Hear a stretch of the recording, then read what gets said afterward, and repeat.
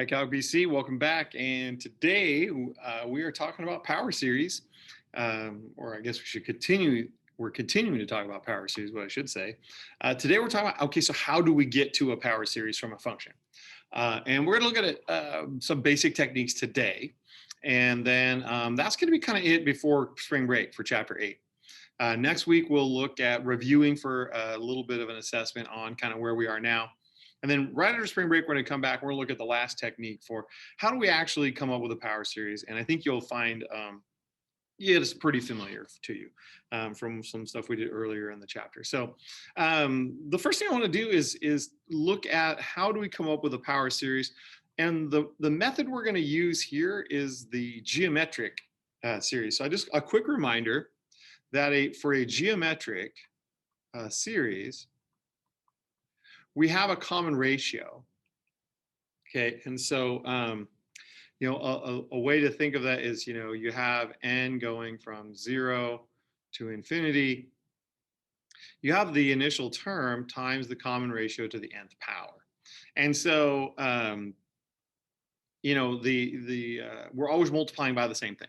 So r just keeps multiplying. So when we think about it in those terms, and we remember that series will sum as long as the common ratio is between 0 and 1, or I should say the absolute value of the common ratio is between 0 and 1, then it sums to whatever that initial term is over 1 minus r. And so what we're going to do is we're going to use that basic idea to build some power series today. For example, if I consider the function, let's see here, let's get a different color. I'm going to say, well, let's let f of x be 1 over 1 minus x. Okay, and I want to, instead of deal with that rational function, I want to rewrite it so that it's a power series. Well, you might notice that looks an awful lot like the sum of a geometric here, right? It's pretty much exactly right. This can be rewritten as a power series, okay, where the initial term, right? There's your initial term, that's a. The common ratio, in this case, is x to the nth power as n starts at 0 and goes to infinity. And so this is a convergent geometric as long as the common ratio, which in this case is x, is less than 1. So obviously this has a radius of convergence of 1. It's centered at 0 because it's x minus 0. And you can, if you plug in 1 and negative 1 into your series itself for the endpoints, you'll see that it diverges at both endpoints. So, we could talk about the convergence interval being from negative 1 to 1. Okay, so let's try a different function though. What if it's not quite the same? Okay, what if instead of at 0 we wanted to center it somewhere else, right? There's lots of options for us in terms of working our way through finding power series. So let's take a look at another example that's centered at 0, but maybe is a little bit more complex. So this time, I'll call it g of x, is equal to 4 over x plus 2. And we want a power series centered at 0 again. Okay, so that way it's still fairly simple in terms of centering at 0. We'll switch the center here in a second. The denominator is a problem, right? Because we really would like it to be right 1 minus a ratio. Okay, and right now it's x plus 2, so that's a problem, right? Because remember, we're trying to get it to match up with the geometric sum that looks like this, right? So first things first, I know I need to get a 1 in here, so I'm going to divide by 2. But I do so on the top and the bottom, okay? And I also know how am I going to get this thing to be 1 minus this thing, right? So I've got 2, I've got x over 2 plus 1. I don't really want that. I want 1 minus, so I can change the sign So it's 1 minus, and then negative x over 2. And now look, it fits pretty nicely with our geometric sum form up here. I've got a, the leading term on top. I've got 1 minus the common ratio in the bottom. And so I'm going to go ahead and write this as a power series now. N equals 0 to infinity. I'm going to have a times the common ratio, which is negative x over 2 to the nth power. Now, for this one, I want you to pay attention to the fact that the common ratio here is negative x over 2. So what's our radius of convergence and what's our interval of convergence going to look like for this one? Well, if you look carefully, you'd say, well, the absolute value of x over 2 then has to be less than 1, right? That's the convergence condition for the geometric. I want to know what values of x will make this converge, okay? Because I want x minus c in there, right? Well, that means I have to multiply by 2. And so here's a great example of a power series that converges on a radius of 2. And so from 0, I can go to positive 2 and to negative 2 and see what does the convergence behavior look like anywhere in there. Well, it will converge. How about the endpoints?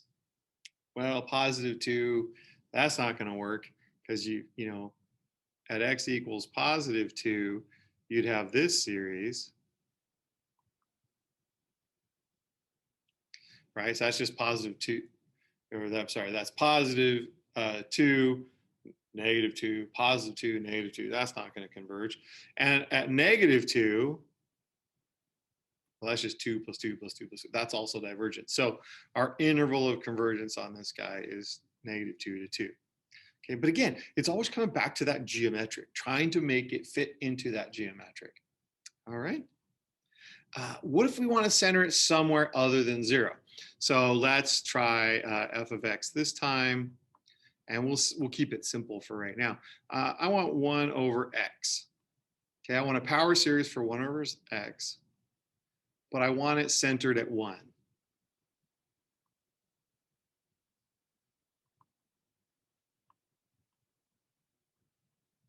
Well, that means I have to get x minus 1, right? We know we want that to be, it's x minus c if we want to have our series in there. So I need x minus 1, but that means I have to simultaneously add 1 in the denominator, right? Plus 1 minus 1. Perfect. Well, now I have x minus c, but remember, I want 1 minus the common ratio, which I don't have. So 1 minus negative x minus 1. Okay. Or if you prefer, you could put 1 minus x. But I like leaving it this way because what I can do is then write it as an alternating series. So f of x equals n equals 0 to infinity, a, which is that, times the common ratio, negative x minus 1 to the n, which you can actually write it like this, negative 1 to the n, x minus 1 to the n. And there's our nice power series here. And again, thinking about the common ratio,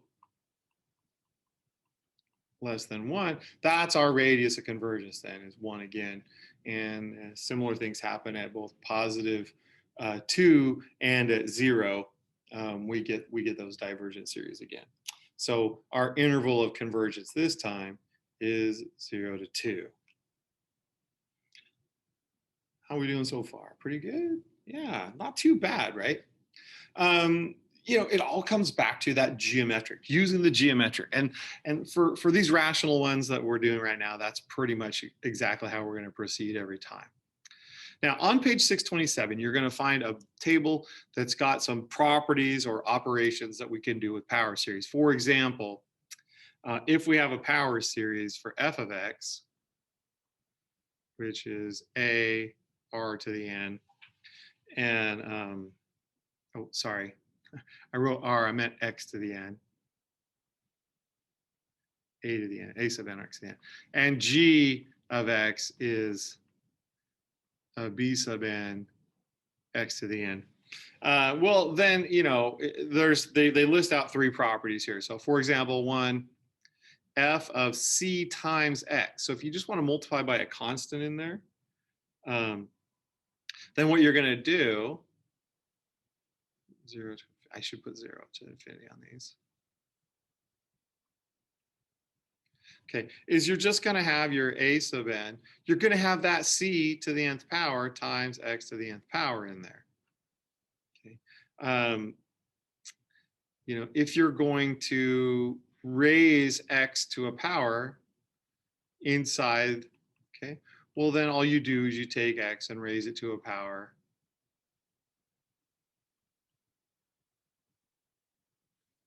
Right, you know, inside your power series. But when you do that, you multiply powers, power raised to a power, right? You multiply the power. And the third one just talks about if you add the two functions together or subtract them, all you do is you just add the coefficients when you want to write the new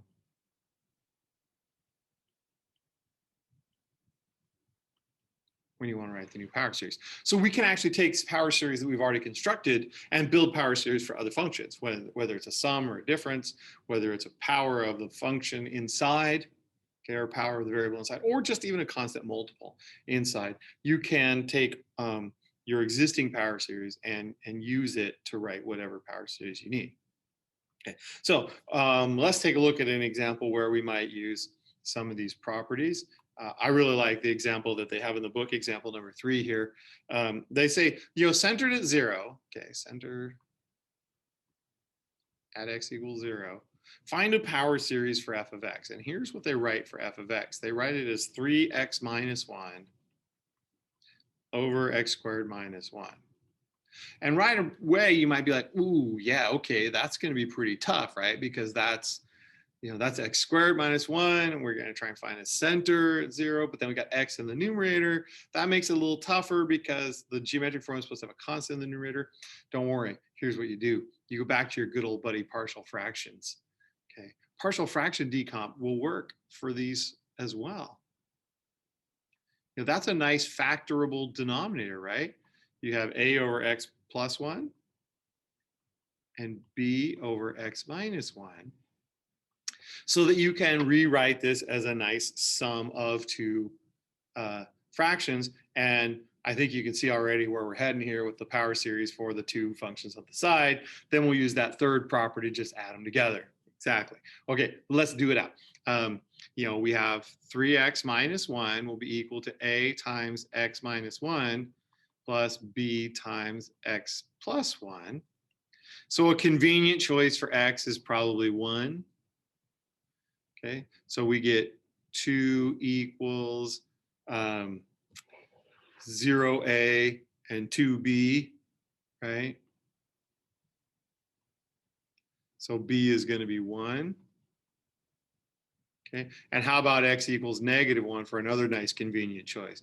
Well, if x is -1, notice on the left-hand side, you're going to get -4 equaling -2a plus 0b. And so a is going to be 2.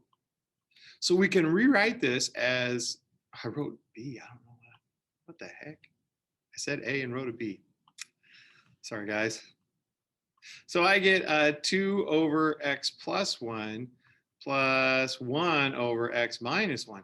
So all I need to do is come up with the two power series for 2 over x plus 1 and the one for 1 over x minus 1. So let's do that kind of on some scratch paper here. So we got 2 over x plus 1. Well, I know I want it centered at 0. So let's do this. Let's go 2 over 1 minus -x. Yeah, that works pretty good, right? Okay. And then what about 1 over x minus 1? Well, that's actually pretty close. I actually just need to change the sign here. So how do I do -1 over 1 minus x? Okay. So this series, 2 times -x to the n. This series, -1 times x to the n. Now here's the bit that we have to be careful of here. When I flip back to page 627, come on, look at this bottom one here. Notice what it's saying right here. X to the n, right? I don't have x to the n on one of my two series, right? I've got negative x to the n here. So I need to split that -1 out of there, okay? I have to get that -1 out. So here's what I'm going to do. I'm going to have 2 -1 to the n, x to the n, like so. Okay, and so now I have them both as x to the n. So now I can say, oh, okay, so my f of x, I think it was f of x, wasn't it? Yeah, whew, sorry. All right, is 2 over x plus 1 plus -1 over 1 minus x is equal to the series 2 -1 to the n, x to the n, plus -1 x to the n. I could just combine those two together to make one power series. Okay, and so I get n equals 0 to infinity. Okay, so I have 2 times -1 to the n plus -1 x to the n. And that would be my power series for my original function f of x, which is 3x minus 1 over x squared plus 1. It's worth noting that the common ratio is still here, okay?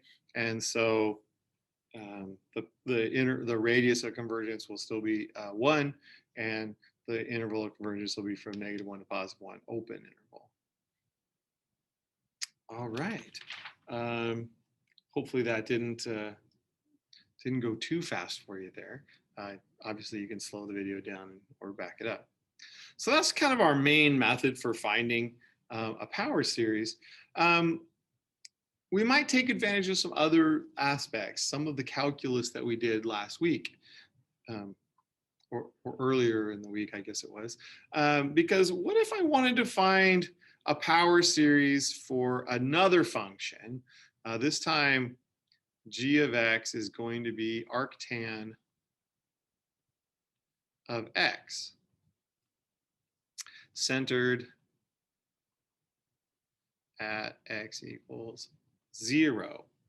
And you know, at first glance, you might be like, what? How do we even start this, right? But remember, we know a few things here. We know, for example, n equals 0 to infinity. This series, okay, we know that that's the power series for 1 over 1 plus x. Okay, we just wrote that. Okay. We also know that we could put an x squared in there, right? If this is a function f of x. Well, back on page 627, we said, oh, well, what if we put in f of x squared? Right? Well, that would be 1 over 1 plus x squared. Guys, that would be the sum from n equals 0 to infinity of -1 to the n, x to the 2n. Now, why do I bring that up? What is the connection between 1 over x squared and arctan? That's right. Arctan is the integral of 1 over x squared. Yeah, we can just use our integration rule for our function and our power series to get us there. Arctan of x is the antiderivative of 1 over 1 plus x squared dx. And 1 over 1 plus x squared is this power series. So we can integrate that series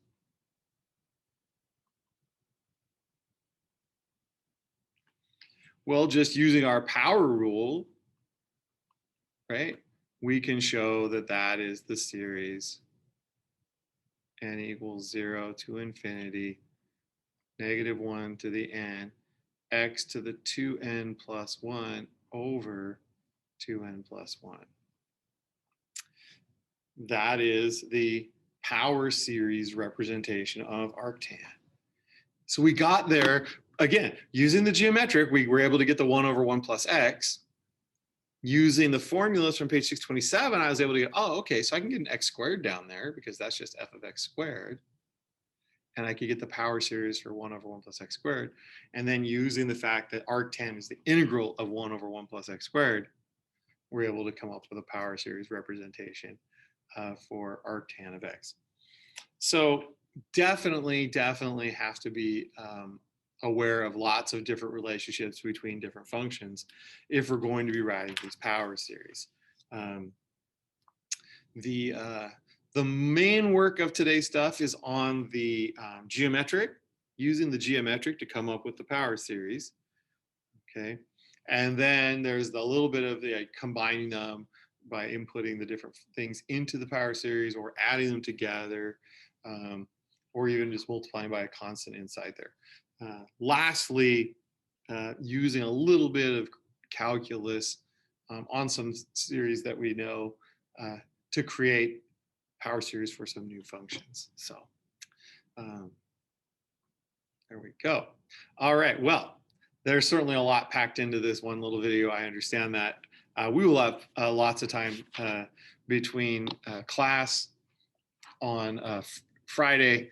Oh, sorry, I got the wrong period there. On Thursday, and then the following week, though, we have our assessment on the following Thursday, but we also have all day on Monday and our afternoon sessions on Monday and Tuesday for the hybrid folks. So there's lots of time to get this power series stuff down. So if you're a little shaky on it still, don't worry.